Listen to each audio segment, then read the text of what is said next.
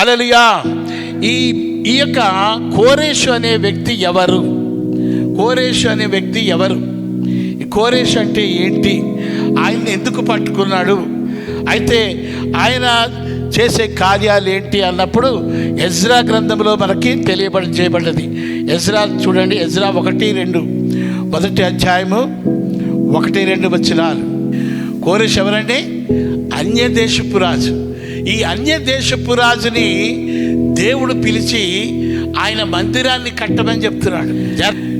కోరేషు ఏ కాలంలో వాడంటే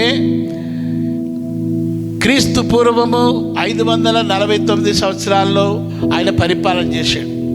కానీ క్రీస్తు పూర్వము ఈ కోరేషు గురించి ఆయన పుట్టకముందే దేవుడు ఒక ప్రవచనాన్ని యెషయా గ్రంథంలో చూపించాడు. అదేముందంటే 740 సంవత్సరాల క్రితమే, క్రీస్తు పూర్వము 740 సంవత్సరాల క్రితమే కోరేషు గురించి ఈ యొక్క మాటలు రాయబడ్డాయి. యేసు ప్రభు ఏమంటున్నాడు? ఎటువంటి మందిరాన్ని కడతాడని చెప్పండి?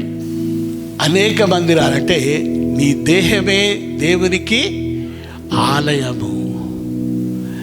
ఎంతమందో పడిపోయిన మందిరం అంటే నెబుకద్నెజరు కాలంలో నెబుకద్నెజరు రాజు పడగొట్టేసి మొత్తం నాశనం చేసి వెళ్ళిపోయాడు ఈ మందిరాన్ని.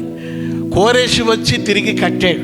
ఓకే, అయితే ఆదాము దగ్గర నుంచే పడిపోయిన మందిరాలు ఉన్నాయి. ఏది? దేవుని మందిరమైన మన దేవుని బిడ్డలు. అయితే యేసుక్రీస్తు వారు వచ్చంట తిరిగి ఆ మందిరాన్ని, పాప శాపం నుంచి పడిపోయిన మందిరాన్ని తిరిగి కడతారని దేవుడు ఏం చెప్తున్నాడంటే, ఈ ఎజ్రా కాలంలో ఈ కోరేషుని ఏర్పాటు చేసుకొని ఆ పడిపోయిన మందిరాన్ని తిరిగి నేను ఈ యొక్క అన్య దేశపు రాజుతో నేను కట్టించుకుంటాను. చప్పట్లు కొట్టి దేవుని భయపడదాం.